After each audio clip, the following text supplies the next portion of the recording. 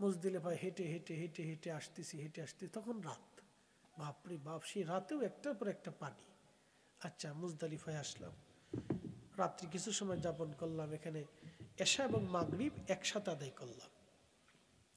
মুজদালিফায় ফজরের নামাজ পড়ে আবার রওনা করলাম, হেঁটে হেঁটে হেঁটে হেঁটে হেঁটে হেঁটে হেঁটে হেঁটে মিনার পাশ দিয়ে জমারাতে আসলাম, শয়তানরে পাথর মারার লেগে।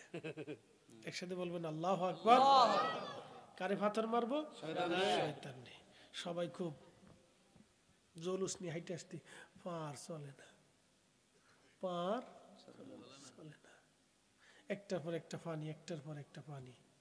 এরপরে সূর্য উঠতে লাগলো। আরবের সূর্য তো বুঝতেই পারতেছেন, যত উড়ে তত তাপ, যত উড়ে তত তাপ। শয়তানরে পাথর টাথর মাইরে যখন আসলাম, তখন তার কোনো গাড়ি নেই, হাইটে আসতে হবে হেরেমে। আবার হাঁটা শুরু করলাম, বাপরে বাপ, যত উড়ে তত তাপ, যত উড়ে তত তাপ।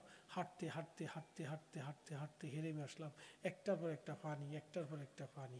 তখন বুঝছি যে ঠান্ডা পানি কেন দরকার।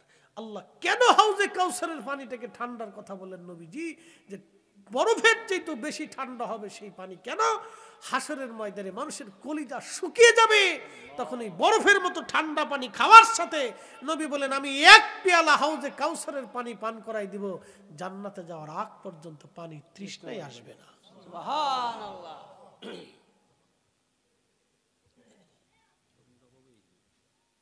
হাসরের ময়দানে পানি তৃষ্ণায়, সূর্যের উত্তাপে, প্রচন্ড গরমে, দুর্বিষহ জীবনে, তা 2 আর 1 দিন হবে না।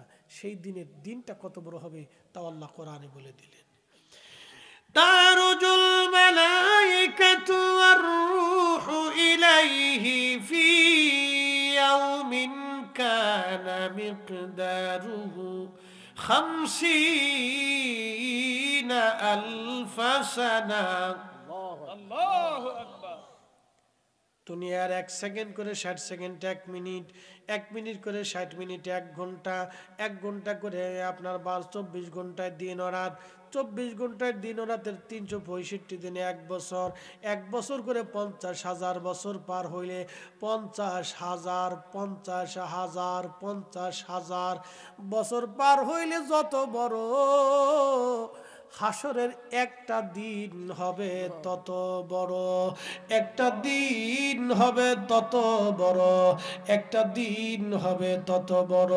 উপায় নাই রে, উপায় নাই রে, উপায় নাই, উপায় নাই রে, উপায় নাই রে, উপায় নাই।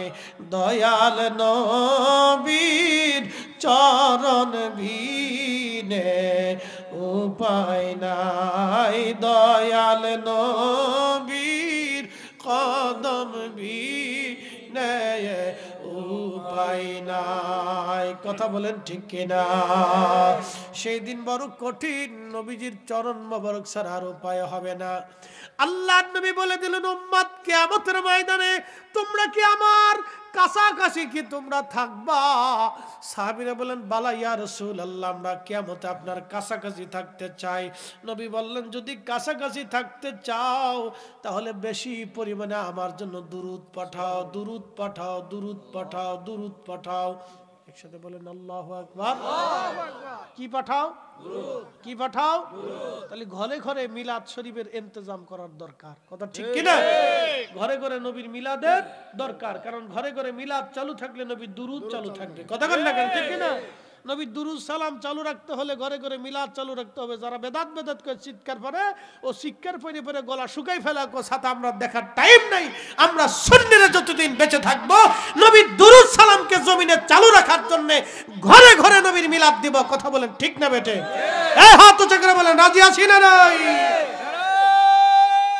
তাকবীর, আল্লাহু আকবার, নারায়ে রিসালাত, ইয়া রাসূলুল্লাহ, আহলে সুন্নাত ওয়াল জামাত জিন্দাবাদ, জিন্দাবাদ, হযরত মাওলানা ফরিদী সাহেব জিন্দাবাদ, জিন্দাবাদ। এসেছেন যত নবী সকলের ইমাম, সালাম নবী তোমায় হাজারো সালাম ইয়া নবী।